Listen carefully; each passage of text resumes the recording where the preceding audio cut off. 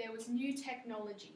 There was the Gatling gun, where you have a machine gun that could fire off multiple bullets at a time, as opposed to beforehand where it was individual bullets and swords, and it took a long time to kill a lot of people. That was a new thing about this war. You had extreme types of weapons like gassing and then firing bombs from a plane. World War I was the war to change all wars. It wasn't a great war, but it did have great significance. Another new thing about World War I was the global scale that we saw it take place. Beforehand, throughout the world, we weren't so connected. It wasn't so pieced together.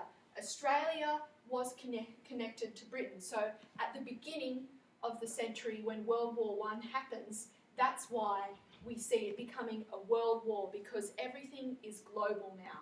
Trade is global, the political relationships that we have are global, and the effect of one man deciding to kill an archduke has a knock-on effect. Some people call this a butterfly effect, where one thing happens and then a domino effect starts falling down.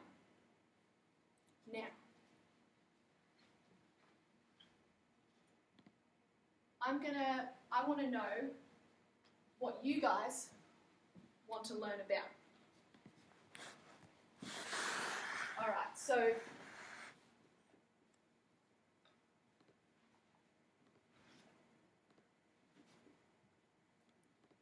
what do you guys already know about World War I? Rachel? 9 million people died. Yep. Ryan?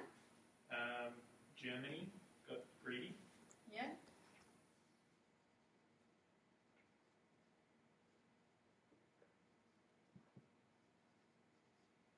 Anyone else? Was it the Russian Tsar who got assassinated? It was Nicholas?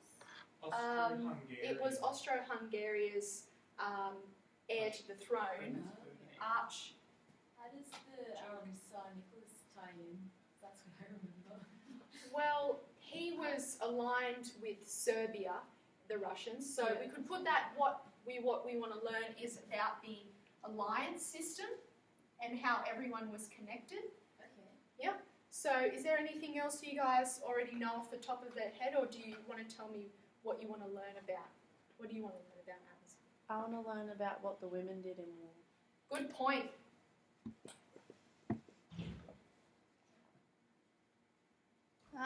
I guess more about the technology. Yeah? What sort of technology? Well, what new technology was used and how it was used. Okay, so So you mentioned the gun and the plane. weapons, Yeah. but also medicine. Mhm. How about journalism? Journalism, that's an interesting one.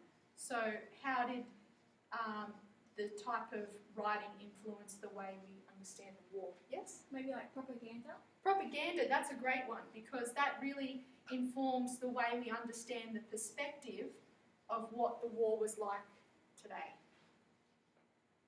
Okay, so that's a pretty good idea of what we're going to be learning. So over the next few weeks, we're going to be looking at the alliance system.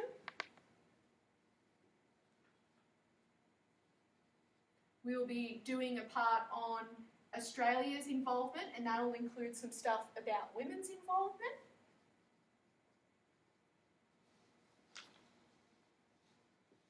And we'll be looking at some propaganda, and we might go into journalism as well. All right. Cool. Looking up outside the class, everyone, in 2 straight lines. Okay.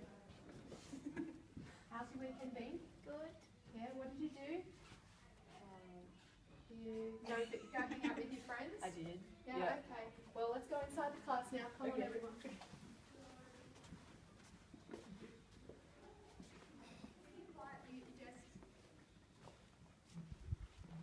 What did you do this weekend? I planned this lessons.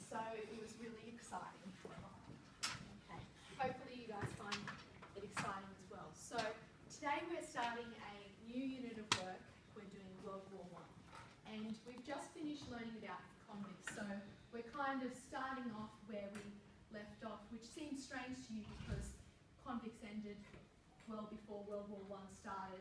But you're thinking about this whole sequence of events in the way we think about the world. So Australia's just getting started as a new country, and then all of a sudden World War I breaks out, and that's what we're looking at today. Okay.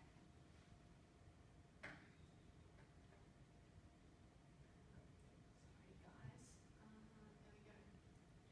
So World War I was meant to be the war that ended all wars.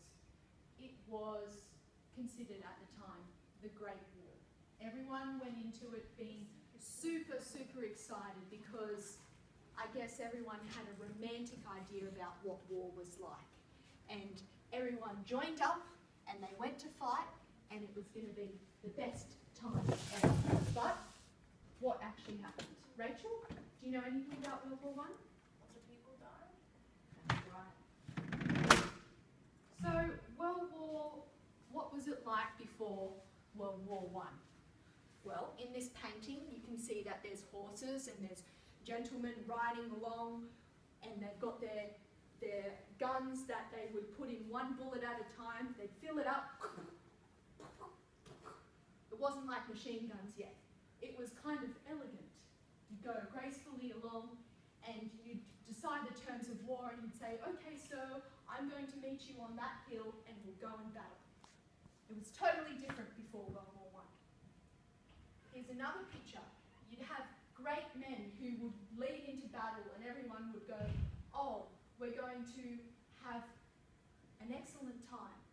But then things changed. Here's some quick facts about World War I. The war began on July the 28th in 1914. It ended on the 11th of November in 1918. By the end of the war, over 9 million soldiers had been killed and another 21 million wounded. So in terms of Australians, there was 420,000 Australians enlisted in World War I between 1914 and 1918.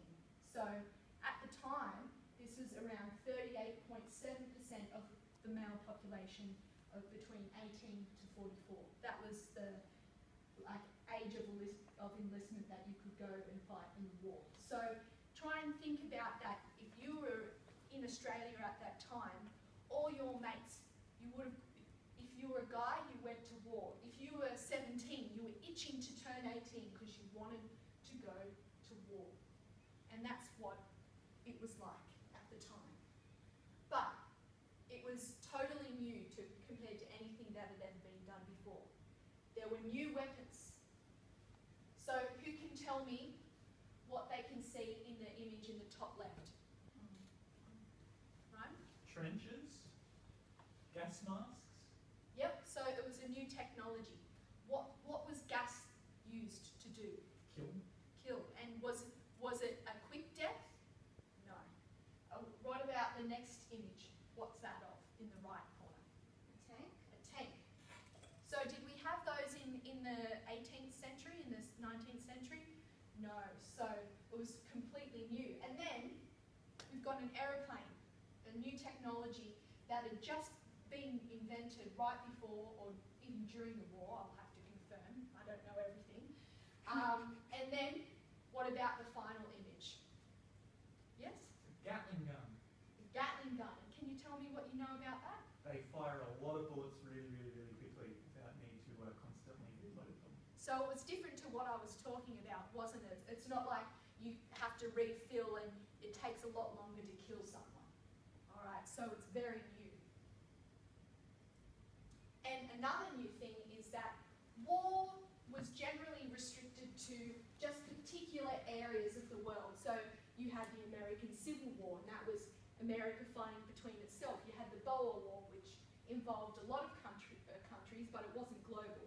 And sometimes you had small wars, like you would have France and England fighting each